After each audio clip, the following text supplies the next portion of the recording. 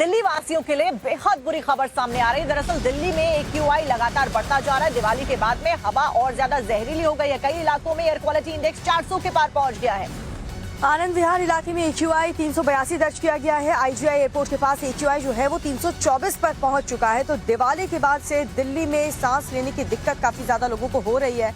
आज फिर से दिल्ली में जो हवा की गुणवत्ता है वो बेहद खराब श्रेणी में है।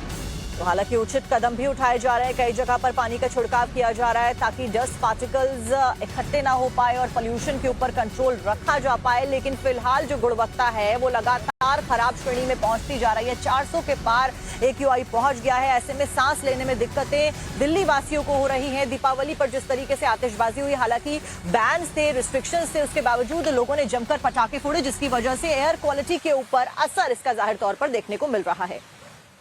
यानी दिल्ली में प्रदूषण एक गंभीर समस्या लोगों के लिए बनती जा रही है, क्योंकि जिस तरीके से एयर क्वालिटी इंडेक्स के आंकड़े लगातार बढ़ते हुए दिखाई पड़ रहे हैं, उससे कहीं ना कहीं लोगों के लिए एक डर का माहौल बना हुआ है। क्योंकि दिल्ली में इस वक्त एयर क्वालिटी इंडेक्स जो है वो 298 है, यानी 298, जो कहीं ना कहीं माना जा सकता है कि खराब श्रेणी में आता है। यानी कि दिल्ली की हवा जो है वो साफ नहीं है, वह जो है प्रदूषित है। PM 2.5 और PM 10 जैसे जो जहरीले कण होते हैं, वो कण दिल्ली की हवाओं में तैर रहा है। पहले मैं आपको तस्वीर दिखाऊंगा कि देखिए, ये मैं इस वक्त अक्षरधाम पे मौजूद हूं और जिस तरीके से दिल्ली की हवा प्रदूषित हो रही है, उसका असर साफ तौर पर दिल्ली की फिजाओं में देखा जा सकता है कि किस तरीके से एक धुंध का माहौल बना हुआ है। ये कोई फॉग नहीं बल्कि ये स्मॉग है, जिसमें पॉल्यूशन और फॉग दोनों का मिक्सचर है। और ये स्मॉग जो है ये कहीं ना कहीं लोगों के फेफड़ों के लिए काफी ज्यादा खतरनाक माना जाता है।